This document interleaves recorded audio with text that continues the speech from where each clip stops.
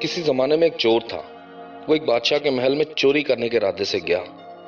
رات کا وقت تھا اور محل کے کمرے سے بادشاہ اور اس کی بیوی کی گفتگو کی آواز آ رہی تھی۔ وہ کھڑا ہو کر سننے لگا۔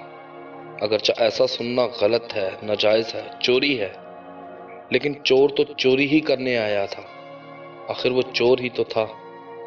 اس چور نے سنا بادشاہ اپنی بیوی سے کہہ رہا ہے کہ میں اپنی بیٹی کی شادی ایک ایسے آدمی سے کروں گا جو نہایت متقی اور پرہیزگار ہو اور اللہ والا ہو۔ جب چور یہ بات سن رہا تھا تو اس کے دل میں خیال آیا کہ کیوں نہ میں کچھ ایسا بن کر دکھاؤں کہ بادشاہ میرے ہی ساتھ شہزادی کی شادی کر دے۔ دل میں ایک حرص پیدا ہو گئی۔ اب وہ چوری کرنا تو بھول گیا، لیکن دھوکہ دینے پر اتر آیا اور گھر جا کر بہت دیر تک سوچتا رہا کہ کس طرح میں اس بات میں کامیاب ہو سکتا ہوں۔ پھر ایک تدبیر اس کی سمجھ میں آئی کہ بادشاہ کے محل کے نزدیک ایک مسجد ہے، اس میں جا کر بزرگانہ لباس پہن کر اور ان کی وضاقتہ اختیار کر کے میں وہاں دن رات عبادت میں مشغول ہو کر بیٹھ جاؤں تو شاید یہ بات بادشاہ تک ضرور پہنچے گی کہ کوئی آدمی یہاں ایسا متقی پرہیزگار ہے جو دن رات اللہ کی عبادت میں مصروف ہے، اور ہو سکتا ہے بادشاہ کی نگاہ میرے اوپر پڑ جائے اور میں شہزادی سے شادی کے لیے چن لیا جاؤں۔ یہ اس چور کا ایک نہایت حقیر اور ذلیل دنیاوی مقصد تھا جس کے لیے اس نے یہ ارادہ کیا۔ پھر اس نے اپنے پروگرام کے مطابق بزرگانہ لباس و پوشاک پہن کر اس مسجد میں جا کر نماز مراقبہ، ذکر و تلاوت سب شروع کر دیا۔ دن گزرتے رہے اور لوگوں میں شہرت بڑھتی گئی کہ کوئی بہت بڑے ولی یہاں آ گئے ہیں جو دن رات عبادت کرتے ہیں۔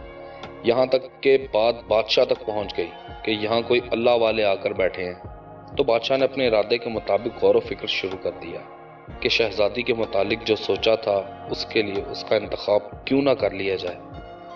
بادشاہ نے اسی سلسلے میں گفتگو کے لیے اپنے وزیر کو بھیجا۔ وزیر اس شخص کے پاس مسجد پہنچا اور باادب ہو کر اس سے کہا کہ میں آپ کی خدمت میں بادشاہ کی طرف سے ایک پیغام لے کر آیا ہوں۔ اس نے پوچھا کیا پیغام ہے؟ وزیر نے بتایا کہ بادشاہ نے کئی سال پہلے یہ فیصلہ کر لیا تھا کہ وہ اپنی بیٹی کا نکاح ایک ایسے شخص سے کریں گے جو بڑا متقی اور پرہیزگار ہو۔ تو نظر انتخاب آپ پر آ کر رک گئی ہے، لہذا بادشاہ نے مجھے بھیجا ہے کہ میں اس سلسلے میں آپ سے گفتگو کروں۔ یہ شخص جو دراصل اسی تمنا و آرزو میں یہاں آ کر بیٹھا تھا، بہت دیر تک وزیر کی گفتگو سنتا رہا۔ اس کے بعد اس کی آنکھوں سے آنسو جاری ہو گئے۔ وزیر نے پوچھا کیا بات ہے؟ تو کہنے لگا آج جو پیغام آپ لے کر آئے ہیں یہ مجھے منظور نہیں ہے۔ وزیر نے پوچھا کہ آخر کیوں؟ اس شخص نے کہا کہ دیکھیے، میں صاف صاف آپ کو بتاتا ہوں کہ میں اصل میں ایک چور تھا اور ایک مرتبہ بادشاہ کے محل میں چوری کے ارادے سے گیا تھا۔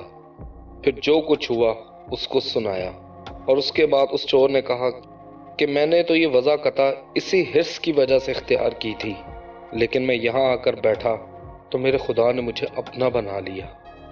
اب کسی کی ضرورت نہیں، میرے لیے میرا خدا ہی کافی ہے۔ جی تو ناظرین، کیسی لگی آپ کو اسٹوری کے متعلق اپنی قیمتی رائے سے ضرور آگاہ کیجیے گا، اور ایک یوٹیوبر کے لیے آپ کا ایک سبسکرائب اور لائک بہت اہمیت رکھتا ہے۔ اگر آپ کو اسٹوری اچھی لگے تو چینل کو سبسکرائب اور ویڈیو کو لائک ضرور کیجیے گا۔ اپنا بہت سا خیال رکھیے گا۔ آپ کا بھائی عمران اب آپ سے اجازت چاہے گا، اس امید پر کہ انشاءاللہ آپ سے دوبارہ پھر ضرور ملاقات ہوگی۔ فی امان اللہ۔